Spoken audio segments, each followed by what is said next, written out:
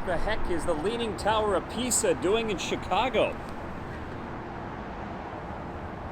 I'll tell you here in just a second and take you along a trip around the Chicagoland area to a lot of different, unique roadside attractions and forgotten historical locations. What's going on, everyone? My name is Eric and this is the Get Me Out of Here vlog. I'm standing not outside the Leaning Tower of Pisa, even though it looks a lot like the one in Italy. This is the Leaning Tower of Niles, a roadside attraction in the suburb of Niles, Illinois, a northern suburb of Chicago. This is so crazy. So it is a half replica of the real Leaning Tower of Pisa. It's a half-size replica of the real one, and it was constructed here in the 1930s, opened up in 1934. So if you can believe it or not, this is almost 100 years old.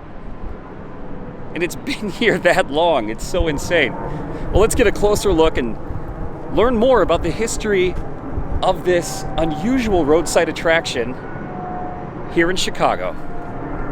They've got some stats here on the side of the tower. It's a replica of the Leaning Tower of Pisa. The real Tower of Pisa is 177 feet tall. This one in Chicago is 94 feet tall, half the height. And the lean is a little less. Here it's just leaning 7.4 feet.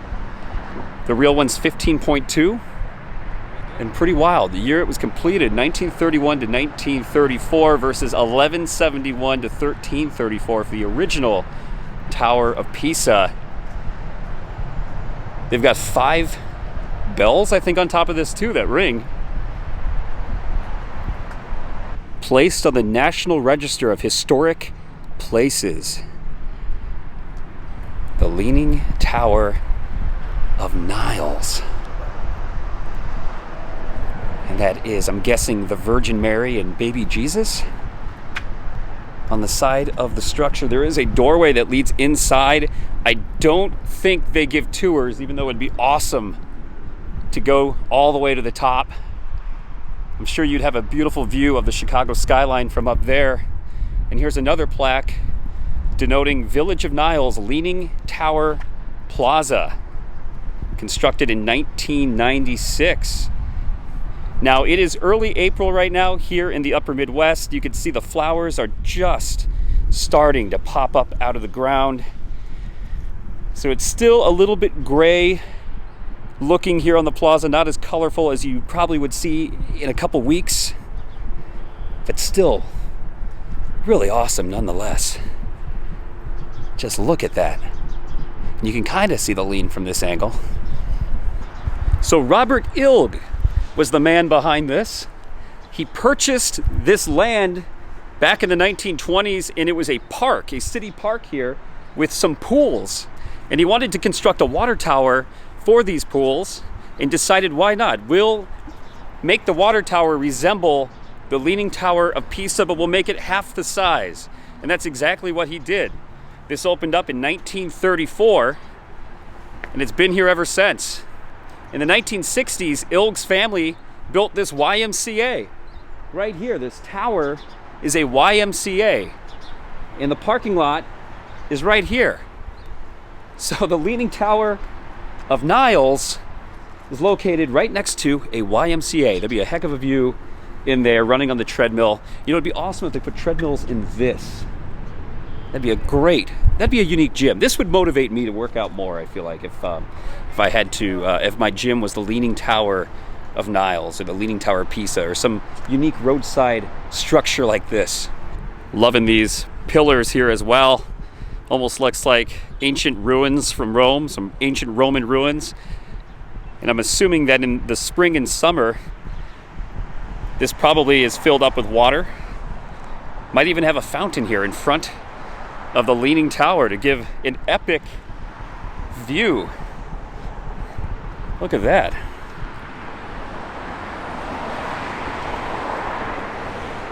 Yeah, that'd be awesome if they had fountains. Hopefully they do. And here is a statue of a bell.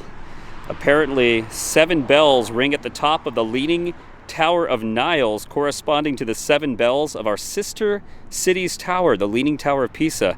3 bells were cast in Italy by different founders in the 17th and 18th centuries and hung in St. Giles Church in the village of Caveso in northern Italy. These bells were recast from older bells dating to as early as the 11th century. Mr. Robert Ilg obtained them from the Barigozzi Bell Foundry in Milan, Italy, and they were shipped to Ilger Park district in 1935. Very, very cool. And you can see the bells there at the very top of the tower.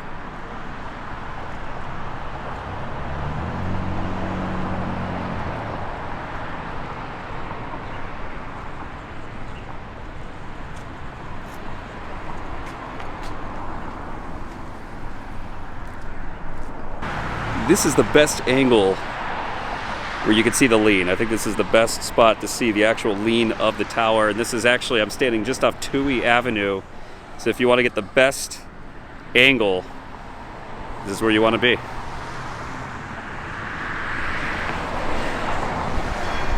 Ooh.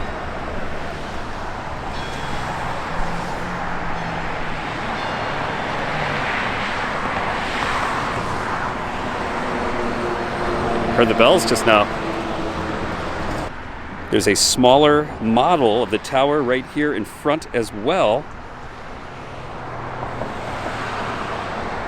It almost looks like a birthday cake. It's making me hungry.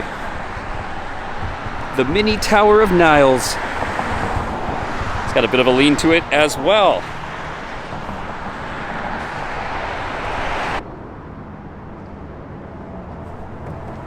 Pretty sturdy. Yeah, I'm leaning on the tower.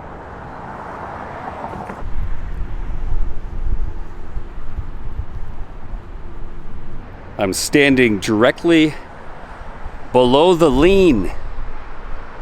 Kind of gives you the illusion that it might be falling on me at any second. It is kind of wild. You can definitely notice the lean from this direction. Ugh. All right, let's step out of the lean.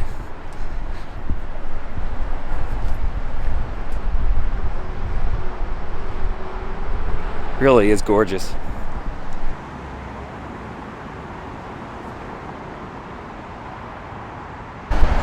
See if we can keep the tower from falling. Hold the tower up. Ugh. Like Hercules. Ugh. Oh, my arm's getting tired. Whew. Okay, it's sticking. You don't have to worry. It's not gonna fall.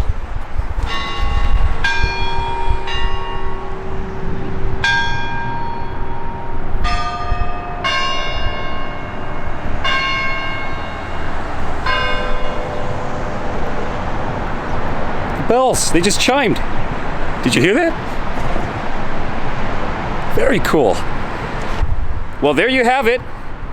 The Leaning Tower of Niles, Illinois. This video today, this is just the beginning. I'm doing a more unique video where I want to take you on a journey to some of the strange roadside attractions here in the Chicagoland area, in some forgotten historical spots as well. So I've got a lot coming up. Sit down, make yourself comfy, come tag along. Let's drive out around Chicagoland and see some unique features that most people don't share on YouTube. Follow me.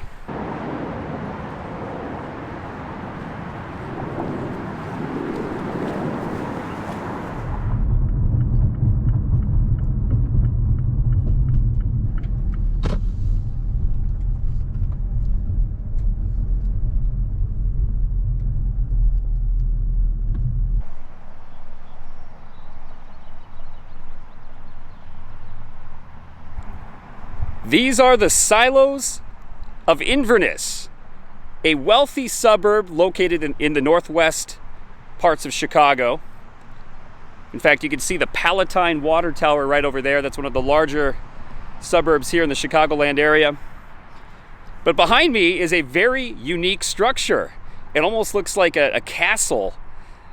But this is the Inverness City Hall currently, and it's known as the Silos, or the Four Silos of Inverness. It's got a very vague history. I was trying to find as much information as I could based on the history of this place. What I can tell you is that the silos here were built at the turn of the 20th century on a farm, and in 1926 a man named Arthur McIntosh, who was a land developer, purchased this structure and owned it for quite some time throughout the 20th century. It became the Inverness City Hall at some point in the 1970s, from what I could gather, and remains that to this day. A very beautiful structure.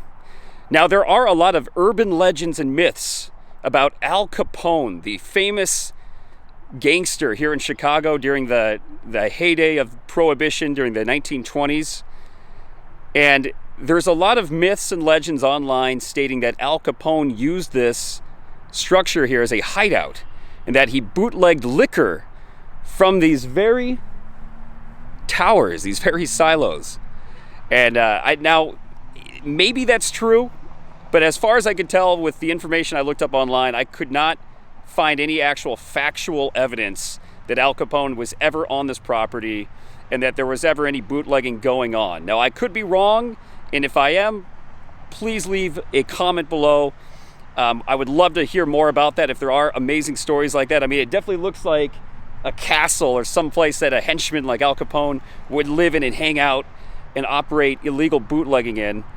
So I wish it would be true. If it is, that'd be amazing. But as far as I could tell, it was just a silos and a farm in the early 20th century, and then purchased by a land developer who actually created this town of Inverness. In fact, Inverness is a Scottish clan in Scotland, a family clan name that McIntosh used to name the city, because it was a McIntosh clan in Scotland that I guess Inverness was named after. So a lot of history here with these silos. I know the village here takes pride in them, and they are a beautiful structure. So let's go get a closer look at the famous Four Silos of Inverness. And it would be great to imagine Al Capone and henchmen and gangs back in the day having shootouts here with police. Who knows if any of that is true, but like I said, it was hard to find any factual evidence that actually took place here. But it would be cool to imagine and fantasize about that. You can, in fact, see, it's a little faded, but it does say McIntosh on the mailbox. Arthur McIntosh, the founder of Inverness and the owner of these silos almost 100 years ago. Currently now the village hall.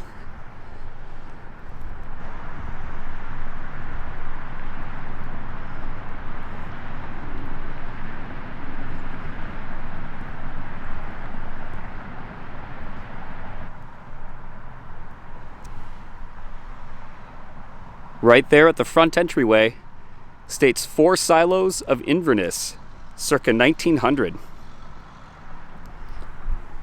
So again, not a lot of details with the history of this place, but a very beautiful structure.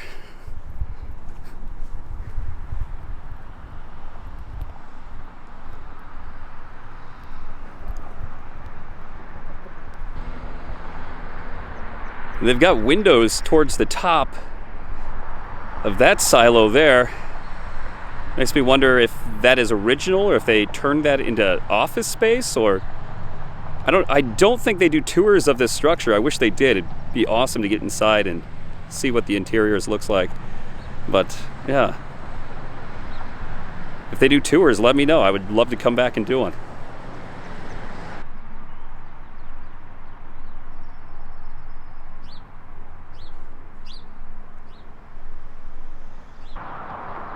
Flowers are starting to bloom. It's early April right now in Chicagoland. We actually just had snow the last 2 days, but it's warmed up enough today to melt the snow away.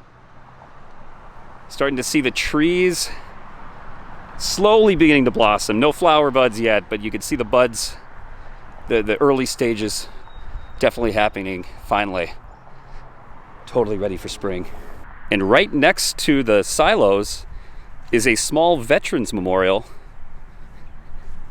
Let's check this out. There's a little path. Spirals around. And oh yeah, this is pretty. Literally right across the parking lot. Let's get a closer look.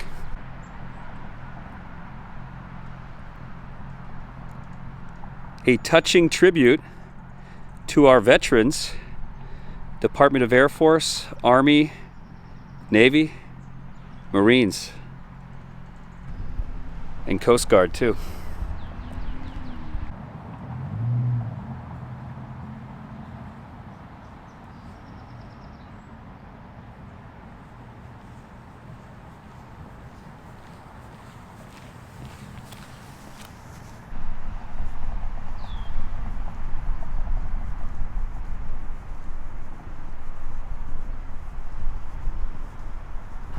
All right, well, we've seen the silos of Inverness.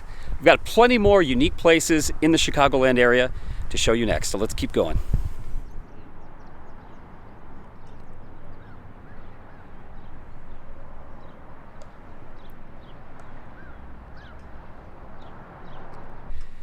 So this seems to be a pretty unassuming location.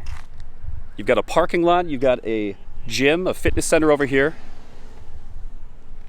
a swimming pool,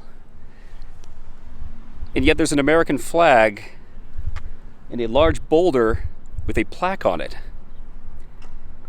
On November 27th, 1934, this is where, this actual location right here in Barrington, Illinois, is where the Battle of Barrington took place. The Battle of Barrington was a gunfight between FBI agents and gangster Babyface Nelson, who was at the time public enemy number one here in the United States. 2 FBI agents were killed, and Babyface Nelson was mortally wounded and later died in Wilmette, Illinois that night. This was an open field back in 1934. Now it's a suburban fitness center and parking lot. But they do have a boulder right here serving as a remembrance of that fateful day. An important day in American history, the fight against crime during the Prohibition era. But yeah, this is all that remains. An American flag and a couple benches where you can sit and reflect on the history that took place here. In memory, Special Agent W. Carter Baum, Special Agent Hermaine E. Hollis, Inspector Samuel P. Cowley, Federal Bureau of Investigation, Chicago Field Office. And there's a quote that says, "You cannot choose your battlefield. The gods do that for you. But you can plant a standard where a standard never flew." At this site, on November 27th, 1934, FBI Inspector Samuel P. Cowley and Special Agent Herman E. Hollis, both of the Chicago FBI office, attempted to apprehend then public enemy number one Babyface Nelson. A running gun battle ensued along Illinois Highway 14, which ended near the entrance of Langdorf Park. Both Inspector Cowley and Special Agent Hollis were mortally wounded, as was Nelson. This plaque is dedicated in grateful memory to those FBI employees who gave their lives in the performance of their sworn duties.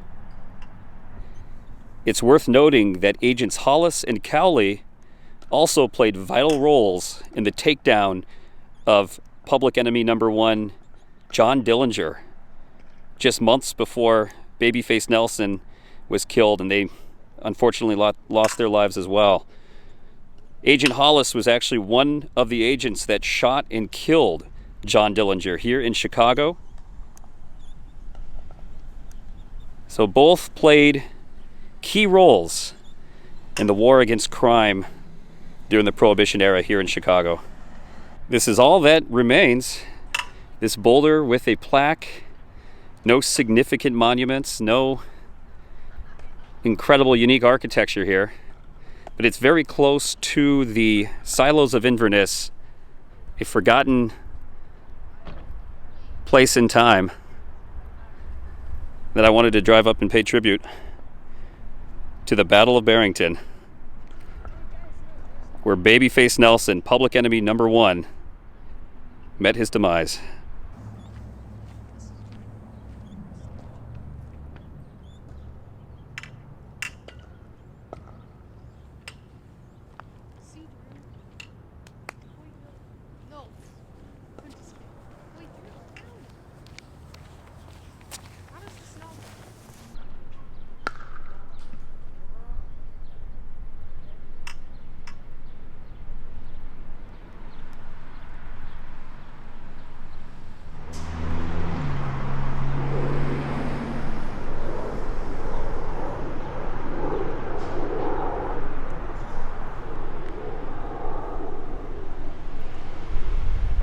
I'm standing in front of a memorial to the victims of American Airlines Flight 191. To this day, this is the single deadliest plane crash on American soil. 273 people lost their lives when American Airlines Flight 191 on May 25th, 1979 took off from O'Hare Airport, which is just a little over a mile away from here.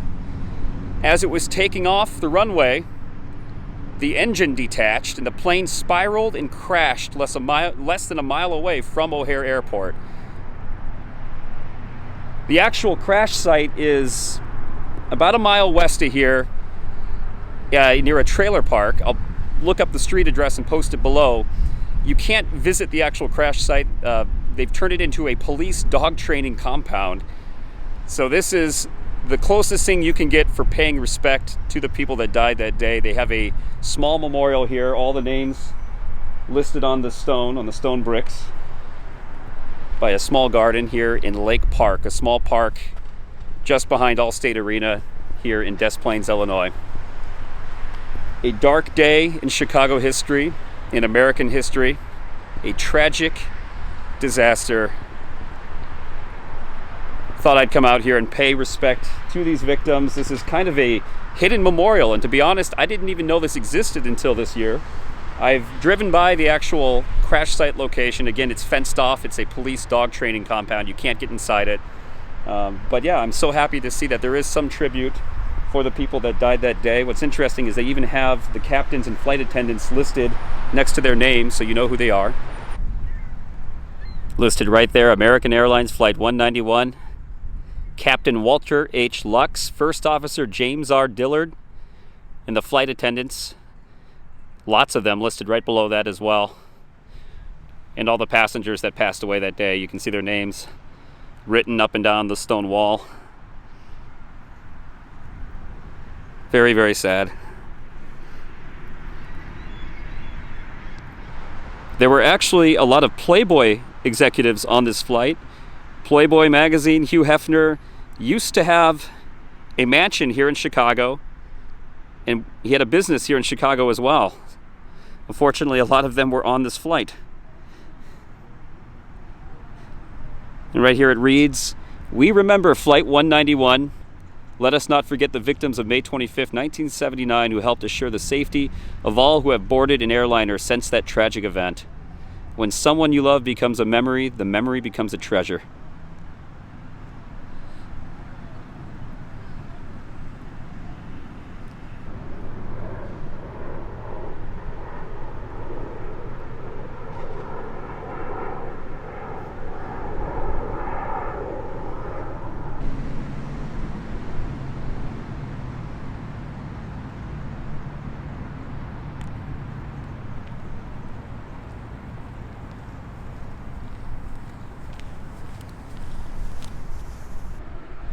It's also a Blue Star Memorial Highway.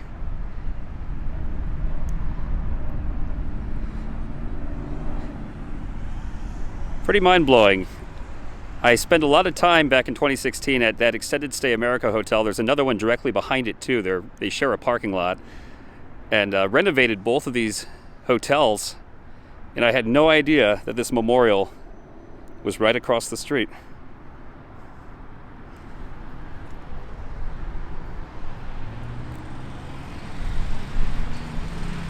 A sad day in Chicago and American history.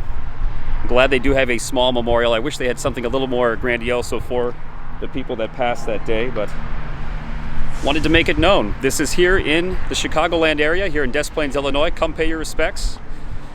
All right, I've got more to show you. Let's go.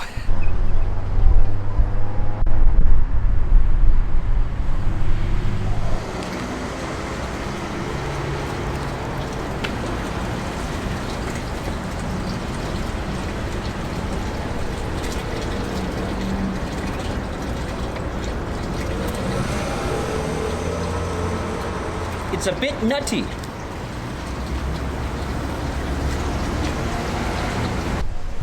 This is Shit Fountain. A fountain of poo, a fountain of dung. Yes, I'm eating a Snicker bar, so didn't mean to gross you out there. But anyway, this is a very unique sculpture here in the Ukrainian Village neighborhood of Chicago. Apparently the backstory, there's a artist named Jerzy Knar who lived in this neighborhood. I'm assuming this home here, but I could be wrong. Somewhere in this neighborhood. And he got tired of people's dogs pooping in his yard. And so, in a form of protest, he created this sculpture dedicated to dog poop. Right here. And it's now April, so it's warming up finally here in the city, and you can see that the fountain is running. So it's a wet dookie right now. That's right. So this is the infamous shit fountain. I've actually never seen this before. It's been on my to-do list for a long time. So yeah, here it is. Definitely the largest dookie I've ever seen. And when the fountain runs, it looks a lot more fresh than it probably does in the wintertime.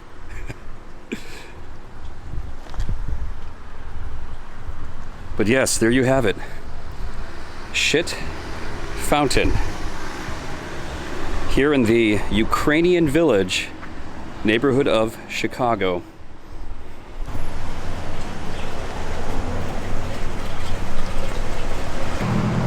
You can see Jerzy Knar's name, the artist of Shit Fountain, 2005-05, the year that this sculpture was dedicated.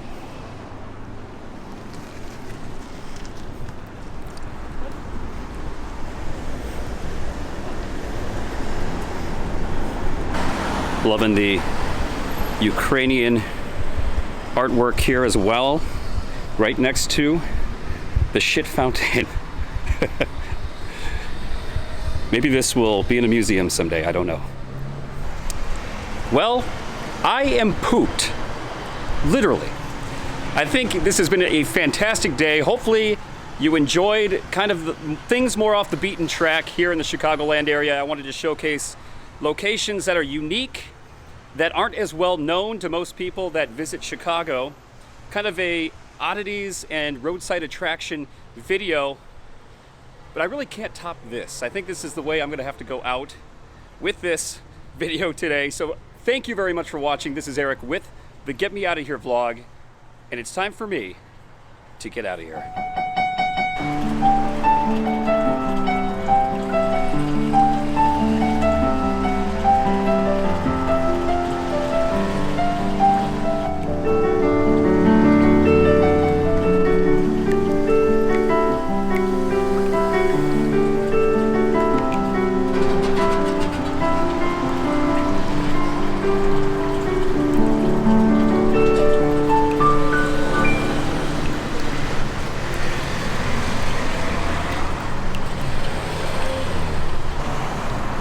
Kind of looks like a York peppermint patty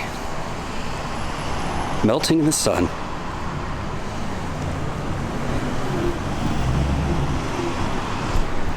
Now I have to jump across real poop just to get to my car. This is April in the Midwest, by the way. It's very muddy, very dirty. But glad spring is on the way. All right.